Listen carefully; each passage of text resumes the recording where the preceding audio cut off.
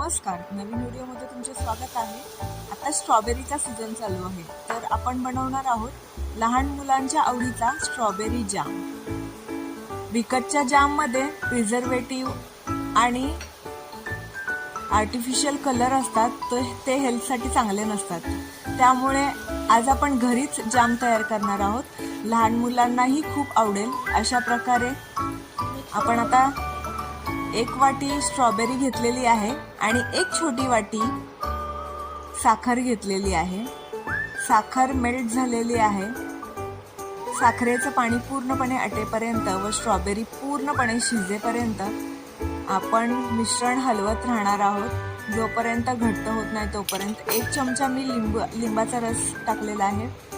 ते प्रिझर्वेटिव्हचं काम करतं, त्यामुळे आपला स्ट्रॉबेरी जाम हा 15 दिवस महिनाभर टिकू शकतो।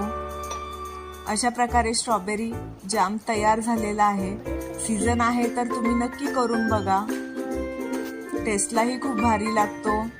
आता मी ब्रेडला जाम लावत आहे।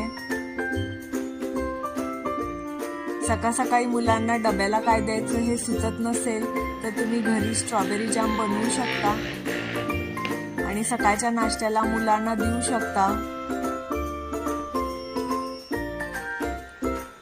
हेल्दीही आहे आणि टेस्टीही आहे। तुमच्या घरात लहान मुलं असतील तर तुम्ही